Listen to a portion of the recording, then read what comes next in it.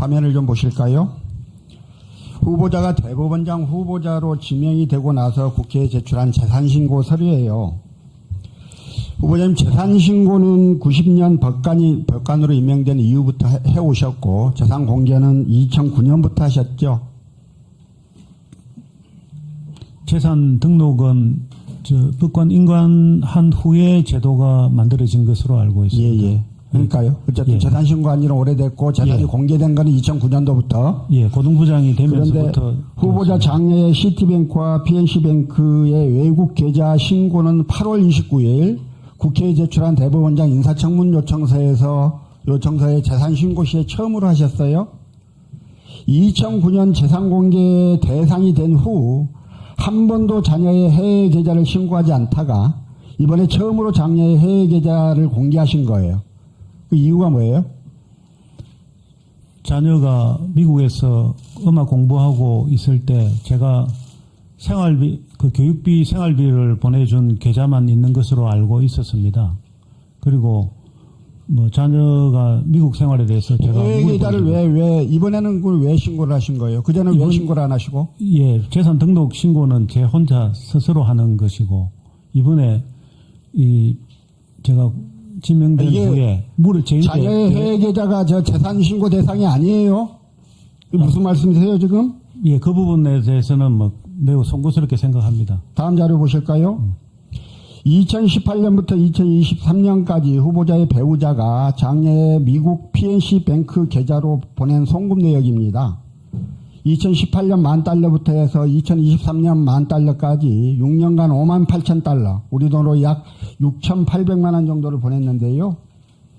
공직자윤리법상 예금이 소유자별로 1천만 원 이상이면 재산신고해야 되는 건 아시죠? 예, 그렇습니다. 그런데 후보자는 배우자가 매년 1,000만 원 이상의 돈을 해외의 장녀 계좌에게 송금했는데 이 부분은 재산신고로 해서 뺐어요. 다음 화면 보실까요? 후보자의 장녀는 어머니로부터 2018년 $10,000를 받은 시점부터 국내에 가지고 있던 계좌에 1억 원 이상의 예금을 가지고 있었습니다. 그리고 매년 장녀의 예금은 계속 증가되었고요. 이 증여세 탈루의 가능성이 있어 보이는데 답변을 해보시죠. 예, 자녀의 미국 생활비로 보내준 것입니다. 소득이 있는 가족에게 생활비 명목으로 돈을 송금하면 증여세 과세될 수 있습니다. 아십니까? 예, 그런 것 같습니다. 소득이 없는 가족에게 실제로 생활비를 지급했다 하더라도 그 자금을 생활비로 사용하지 않고 예금 적금하거나 주식 부동산 등의 재산 구입 자금으로 사용했다면 증여세가 과세될 수 있습니다. 아십니까? 예. 그러면 방금 말씀대로요. 후보자의 장녀는 어머니로부터 계속 돈을 받아왔는데 국내에 있는 계좌에는 돈이 계속 늘어났습니다. 이거 증여세 탈루 아닙니까? 제 딸이 첼리스트이기 때문에 해외 연주 여행을 다니는데 비행기 값이 많이 듭니다. 저는 아니요, 후보자님. 국내에 있는 계좌에는 돈이 늘었다니까요, 계속. 돈이 있다니까요. 그 예. 돈을 안 쓰고 지금 어머니한테 받아서 계속 쓴 거라니까요.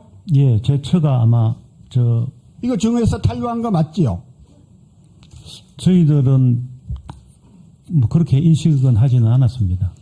자, 장녀만이 아니라 장남도 마찬가지인데요. 화면 보시면요.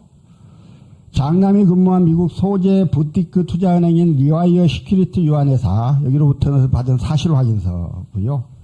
2017년 2월 17일에 발급된 확인서에는 2014년 8월부터 근무했고 연봉이 $85,000를 받았다 이렇게 나와 있습니다. 그리고 2023년 8월 29일자 후보자 명의의 사실 확인서는 2018년 1월 1일부터 2월 9일까지 장남의 연봉이 $9,360, 보너스가 $15,000 이렇게 돼 있어요. 장남이 서류상으로는 약 3억 5천만 원에 달하는 근로소득을 얻었습니다. 그런데 이 근로소득 장남 어느 계좌로 받았습니까? 모릅니까? 예, 사실 그 부분은 저는 정확하게 알지 못했고 제 아들로부터 들은 이야기는 받은 소득 중에 2만 불 이상이 세금으로 나갔고 그 다음에 살던 임대료로 다 나가가지고 후보자님, 예. 계속 본인이 재산신고 대상이고 직접 재산신고를 하셨고, 예, 근데 이 장남과 장녀는 재산신고 거부 대상자입니까? 아니잖아요. 아닙니다. 예. 그런데 이 부분들이 촘촘히 빠져 있는데요. 이걸 어떻게 설명이 가능하십니까? 예, 그 부분도 뭐 송구스럽게 생각합니다. 제가 아니, 그 부분을 해외 범죄를 재산으로 저지른 걸로 인식하지 않... 보여요. 후보자님, 이게 송구스럽다고 되시는 문제가 아니고 범죄를 저지르는 걸로 보이는데요. 이걸 이 자리에 오셔가지고 뭐 송구스럽다고 말씀하셔서 끝낼 문제입니까 이게? 우리나라가 공직자율법을 두고 공직자 재산을 신고하도록 공개하도록 하고 있는 게 공직자의 부정한 재산 증식을 방지하고 공익과 사익의 이해 충돌을 방지하기 위함 아니겠어요. 예, 근데 그렇습니다. 이게 뭐 공직자윤리법도 위반했고요. 신고 제대로 안 하셨고 수천만 원의 해외 송금 사실 다 누락해가지고 또 그 과정에서 증여세를 탈루한 이런 의혹도 충분해 보입니다. 어떤 행태도 이거 해명하셔야 될 것 같아요. 예, 저는 뭐 법에 따라 행동한 것으로 생각합니다만은 법을 잘못된 위반을 부분이 하셨더라고요. 있다면 판사님, 법을 위반하셨더라고요. 자, 다음 한번 보실까요? 자, 장남과 자녀의 건강보험 자료 내내 안 내시다가요. 어제 늦게 제출하셨어요. 근데 건강보험법도 위반한 걸로 보여요. 장남과 장녀의 건강보험 자격 변동 현황이에요. 장남은 2019년 1월까지 계속 후보자의 직장 피부용자로 등록되어 있었고요. 장녀는 2022년 11월까지 역시 후보자의 직장 피부양자로 등록되어 있었습니다. 장남과 장녀는 재산 후보자의 직장 피부양자로 등록돼서는 안 되는 사람들이었습니다. 이건 명백히 건강보험법을 위반하신 걸로 보이고 최근까지 그러셨어요. 답변을 좀 해주십시오.